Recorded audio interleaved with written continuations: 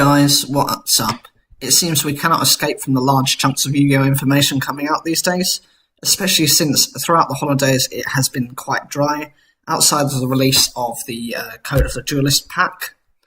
Anyway, back to the video. We have a new World Legacy theme, and a character called Akira's monsters have been revealed. Now, I'll mention this quickly. I'll probably be doing this in a two-part video.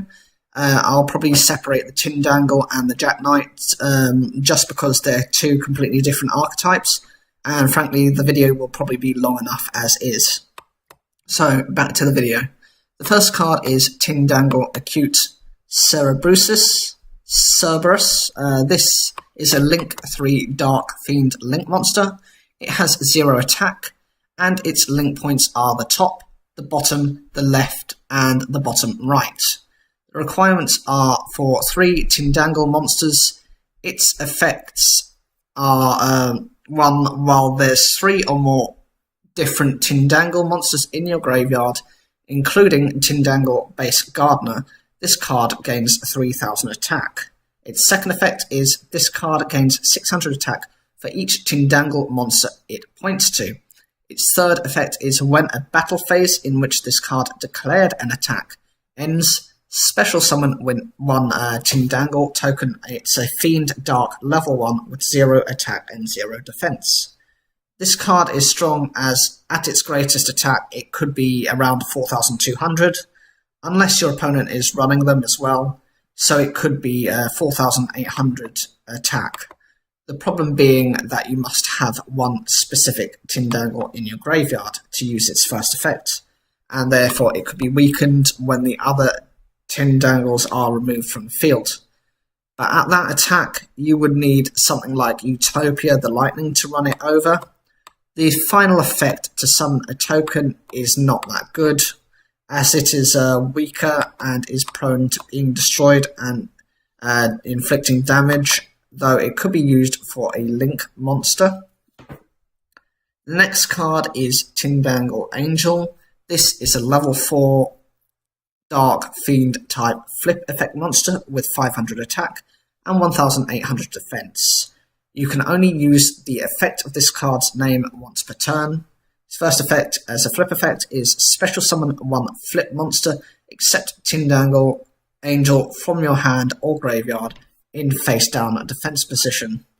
If this card effect was activated during a battle phase on your opponent's turn, also end that battle phase. This is a decent effect. Often this will be triggered by your opponent and means that they cannot continue with proceeding to destroy your monsters by battle, enabling you to set up for your next turn. And because it has access either to your hand or graveyard, it makes it more consistent. The next card is Tindangle Base Gardener. This is the card mentioned within the Link card. This is a level 5 Dark Fiend monster with 0 attack and 2300 attack defense. And its effect is this card's name can only be special summoned by its first effect once per turn. Its first effect is if you control a face down defense position monster, you can special summon this card from your hand. The second effect is if a monster is normal or special summoned to a monster zone, your opponent's Link monster points to, you contribute this card, special summon one Tindangle monster from your hand or deck in face up attack position. This card is useful for creating Link monsters, as you can summon this on your turn and respond to summoning a monster to your side of the field when they have a Link monster, and then bring out another monster. This is also not a once per turn, so the more your opponent tries to build up their Links, they will be punished as you can keep summoning from your deck. We have more cards as we look down, as you can see from here. And the next card is Tindangle Hound. This is a level 7 with 2500 attack and 0 defense. Its effect is it's a flip effect. It's target one face-up monster on the field. Except this card gains attack equal to the original attack of the target. Afterwards, change the target's monster to face-down defense position. This can be useful as you can look at a strong monster like Blue Eyes White Dragon, and this would become a 5,500 attacker, and it changes to defense mode. However, the problem is, since this has no defense, you would be reliant on protecting it until your next turn. The second effect is monsters on your opponent's side of the field lose 1,000 attack for every monster that is that monster is linked to. This also has no benefit if your opponent hasn't got anything linked, and also this could easily be removed by card effect. The last effect is if this card is destroyed by battle or card effect, you can target one face-down monster on the field. That monster is changed to face-up defense position. This can help to trigger other monster effects and build up your resources. It can also reveal what your opponent's strategy may be. Often, I know people don't really set and pass these days, but you do have a couple of decks that still rely on that strategy. So if you can reveal what they're playing, you can then build yourself up to at least protect your life points and your monsters to deal with them. The next card is Tindangle Apostle. This is a level 3 Dark Fiend type flip effect monster. Its attack is 800 and its defense is 1,600. Its effect is you can only use the effect of this card's name once per turn. Its first effect is a flip effect, so it's change up to 3 face-down monsters on your field to face-up defense position. If all the monsters change to face-up defense position by this effect are Tindangle, you can add a Tindangle card from your deck to your hand up to the number of those monsters. This means you can search up to 3 cards as well as activating the effects of the other 3 monsters, increasing your card advantage. Also, because it doesn't force you to reveal 3 cards like a lot of cards do, they have a very specific number, and if you don't do that, you can't apply the effect. This gives you more choice. The next card is Tindangle Intruder. This is a level 6 Dark Fiend flip effect monster with 2,200 attack and 0 defense. Its effect is you can only use each effect of this card's name once per turn. Its first effect is the flip effect. It's add 1 Tindangle card from your deck to your hand. This is a decent search, but since it has no defense, it will likely be destroyed on your opponent's next turn. The second effect is, if this card is normal summoned, send 1 Tindangle card from your deck to the graveyard. This can help fuel the cards necessary for the link monster, as well as set up for plays in the future. Its third effect is, while this card is in the graveyard, if a monster is special summoned to your side of the field in face-down defense position, you can special summon this card in face-down defense position from your graveyard. This enables quick replenishing of your resources. The next card is the first spell in the archetype. This is Protected Sky of Nagel. This is a continuous spell card that says you can only use this card's name third effect once per turn. Its first effect is Tindangle monsters you control cannot be destroyed by battle or by your opponent's card effects. This means until they can get rid of this card, your monsters will remain unaffected by anything your opponent does, making it easy to bring out the link monster and other extra deck monsters. The second effect is, the first time a Tindangle monster you control inflicts battle damage to your opponent, this turn double that battle damage. This can be useful if you can get rid of your opponent's monsters. You can do probably 5,000 damage from one attack, and combine that with other attacks, and you can meet the 8,000 life point limit easily. Its third effect is, you can banish this card from your graveyard, then discard 1 Tindangle card, add 1 Protected Sky of Nagel from your deck to your hand. This is good for recycling itself, as even if it's removed, you can replace it quickly to keep your Tindangle monsters protected. The next card is Euler Circuit. This is their field spell card. It says you can only use the third effect of this card's name once per turn. Its first effect is, if you control 3 or more Tindangle monsters your opponent controls cannot attack. This effect can be easy to get off, considering that they respond to both actions you do, as well as your opponent's, so by your second turn, you may have met these conditions already. If you pair this with Protected Sky of Nagel, This makes it difficult to deal with them and would have to rely on a card such as a Kaiju to act as non-targeting removal.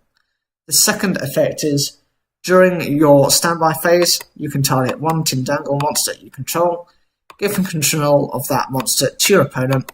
It seems quite strange as an effect, but I'm sure some of them could affect the opponent negatively in the future, or restrict how they play the next turn.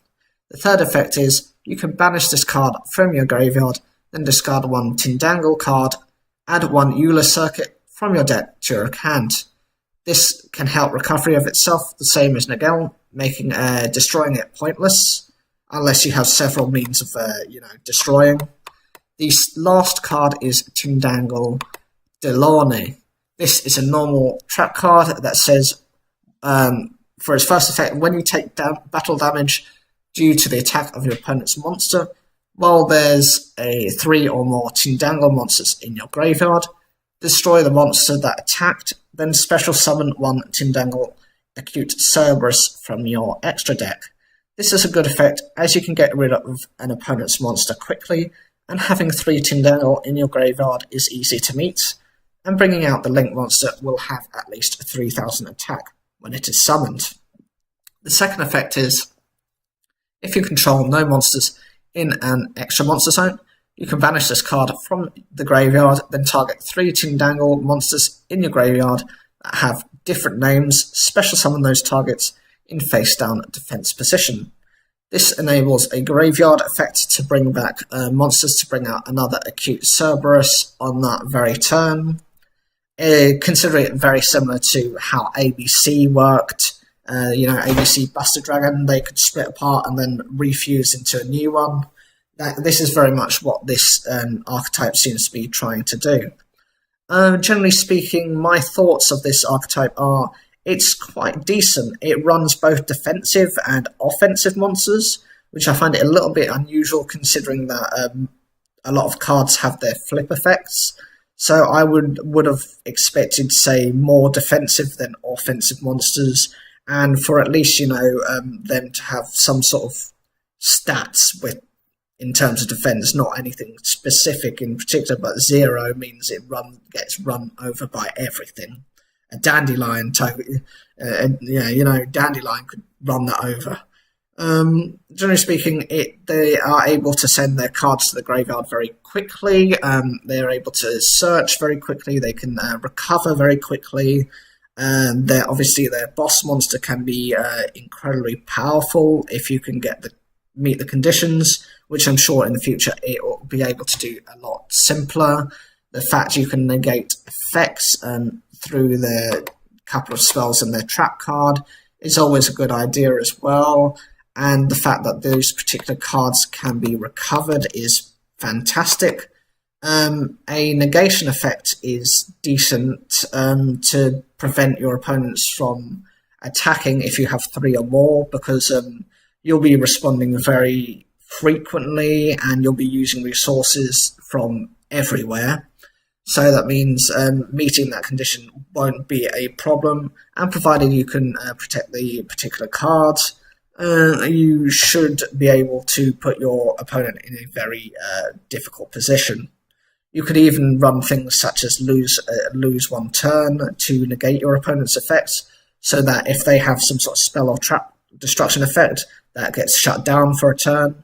Or even I could see you maybe, if you're focused more on the offensive side of it, you can even just start, running skill drain once you get your monsters up and running.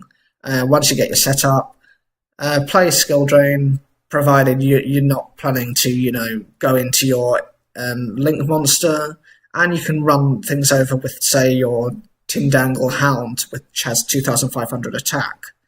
I wouldn't recommend it at this moment because potentially it's not that good of a plan. If they have more Link monsters going into the future that have a standard, attack base rate or a standard defensive base rate, then I consider running that in the future. As always, I'd love to hear what you guys think of everything I've discussed. What are your opinions of this new archetype? Will you be playing them? What tech would you like to run with them? And what would you like to see from them in the future? Leave your comments down below. Like the video if you enjoyed it. Click the bell for notifications. You don't want to miss anything. Subscribe. And as always, thank you for taking the time to watch the video. Some things will never